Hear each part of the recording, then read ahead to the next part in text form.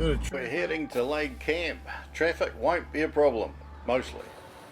Need some petrol, need to fill it up, $2.50 to $3 a litre for 91. Heading past the town of the future, Rolleston. This is the Canterbury Plains, wide open land, sheep and cattle country, along with crops, wheat, barley, you name it, hay, everywhere, as far as the eye can see.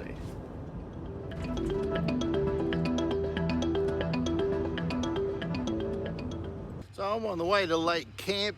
We're on some road. This is 40 kilometres long, this road. So when we get to the end of this road, we'll be halfway there, probably, I don't know, hour and a quarter away. Over there's some beekeeping, hives. Don't know what that is, but it's all agriculture around here. This is in the middle of the Canterbury Plains. Middle of nowhere, middle of everywhere. Those bees contribute $5 billion to the local economy, mainly Manuka honey. Braided rivers everywhere, and we're heading towards the Southern Alps. This is Mount Somers, remnants of a volcano, believe it or not. Make sure the road is open. It snows up here sometimes. Lovely scenery.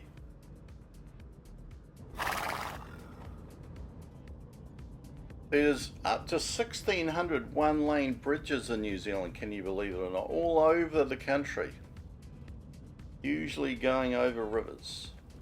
It's about a 2-hour drive to get out there from Christchurch, where I left. There used to be 60 million sheep in New Zealand, now there's only 25 million. Gravel roads, drive carefully.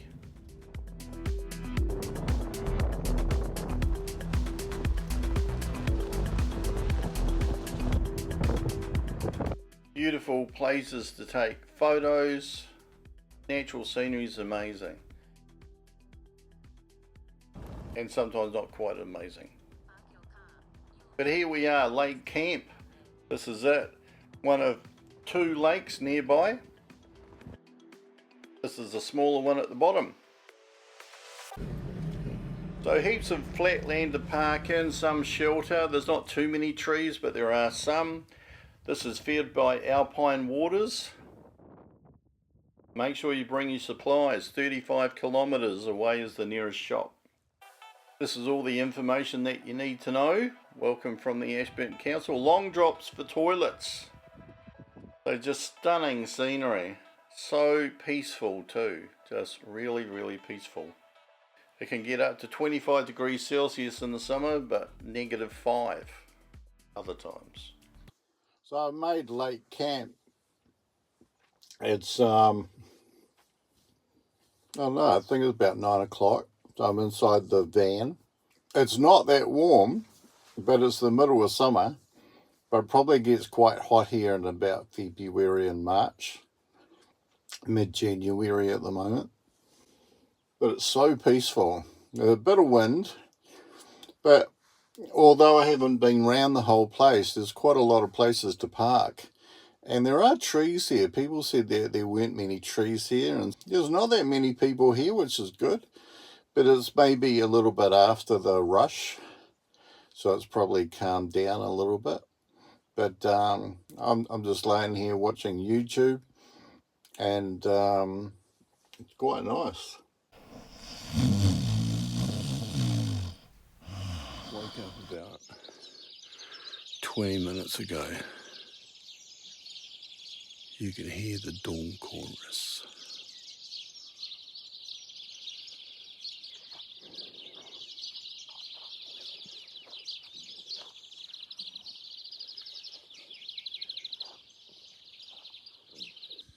So fog brings dew, and I got up early in the morning, go for a drive, why not?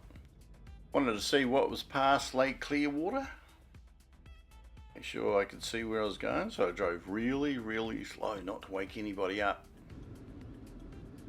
The Sleepy Hollow of Clearwater, Lake Clearwater. These are all batches, and sometimes most people aren't here. Rabbits. Rabbits are a pest in New Zealand. They were introduced in the 1800s. We're still trying to get rid of some of them. I just went for a tiki tour along this road, didn't know where I was going. What a beautiful sunrise. 5:50 AM that comes up in the summertime, beginning of January. And here's a time lapse of that fog. It was fascinating watching the winds swirl around in all different directions, as you'll see.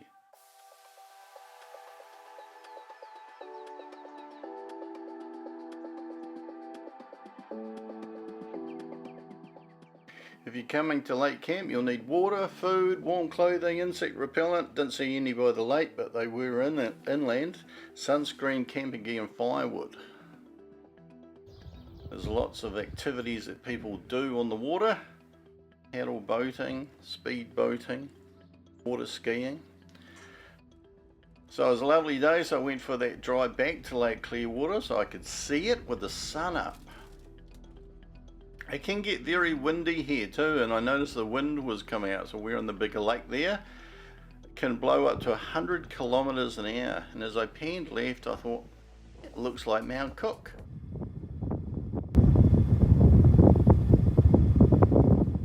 Of course it is, Mount Aoraki. 3,724 meters high and one of 19 peaks that are 300 meters or higher in the Southern Alps.